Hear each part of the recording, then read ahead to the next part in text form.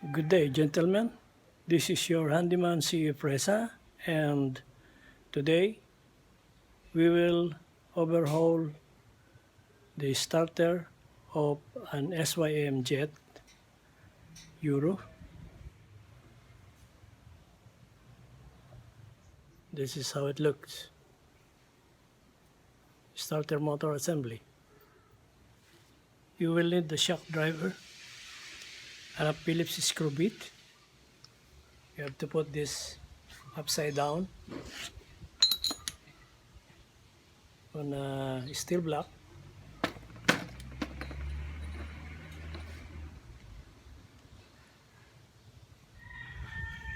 With the small jerk of hammer turning left.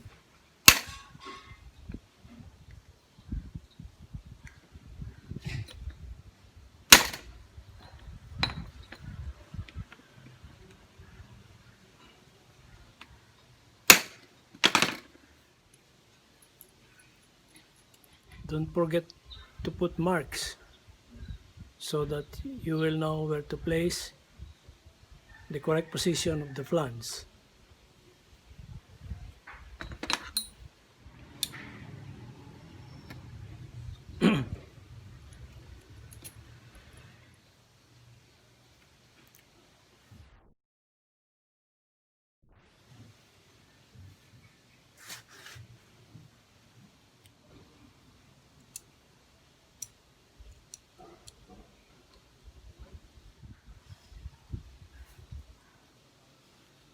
You see,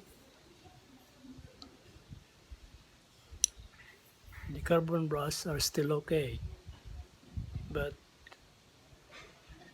maybe 1 or 2 years we have to replace the carbon brass. This is the carbon brass. Now we can take the rotor.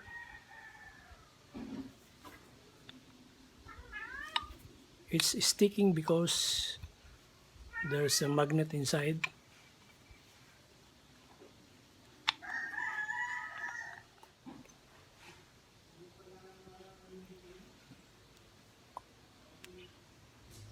But be careful not to lose the spacers.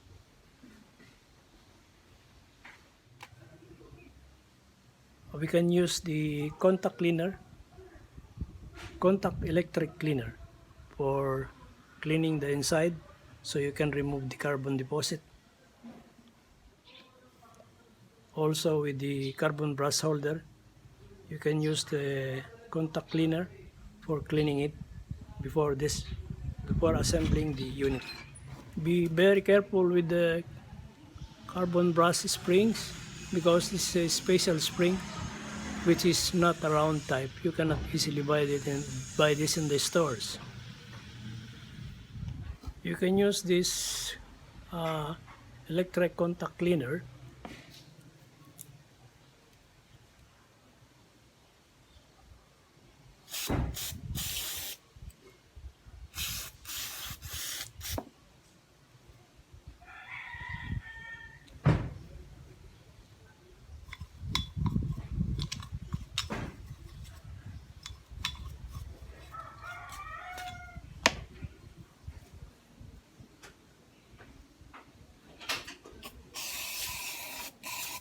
nice and clean inside.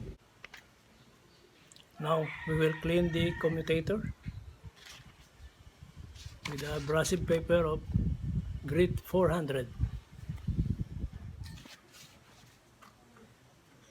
You have to wrap around the abrasive paper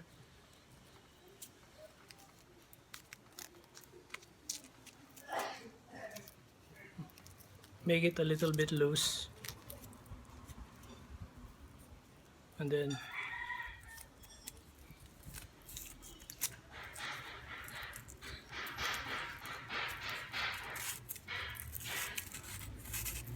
try it by turning.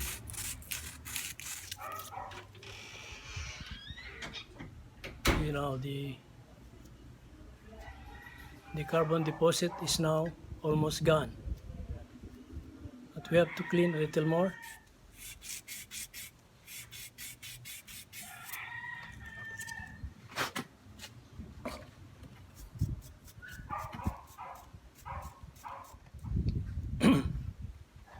Now clean the separation with the old hacksaw blade.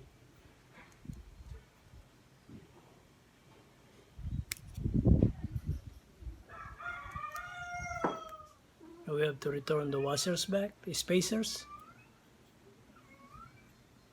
These are called spacers. We can put a little grease in the bushing inside. We also have to clean the carbon brush, which is in contact with the surface of the commutator.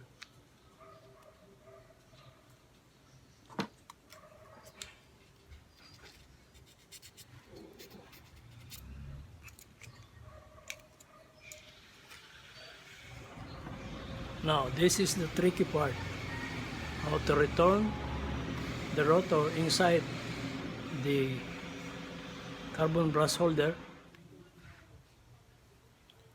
Using a small wire, you have to lock the carbon brush inside the holder. See, without the aid of a small wire, you cannot retain the carbon brush inside the holder. And now we can insert the armature. And you can release the wires where the armature is already in position.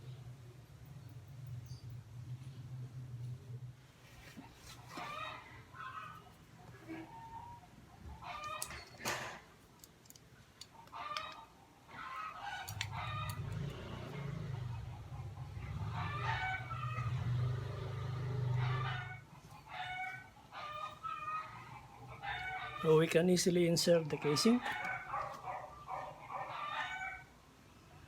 without having problem by the magnet pulling out the rotor. Just trying to see the marks. There you go. See? It's the magnet is now. We're good.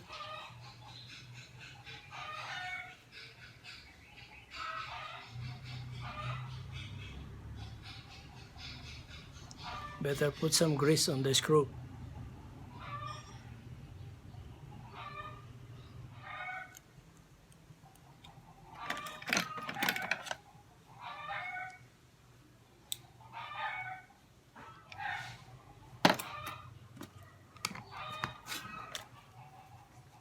We have to use shock driver again by switching the direction on the clockwise. There you go. Maybe just 2 shock.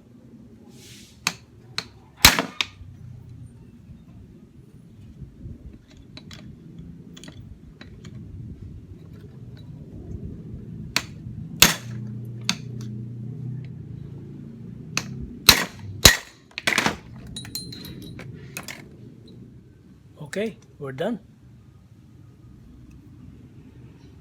You can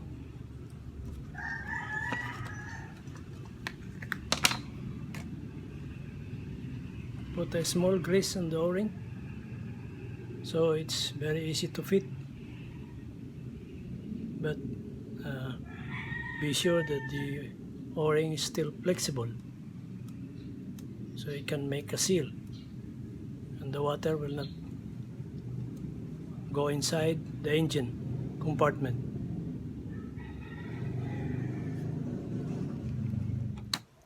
Okay guys, that's my small tutorial for overhauling the starter motor of an SYM Jet Euro. And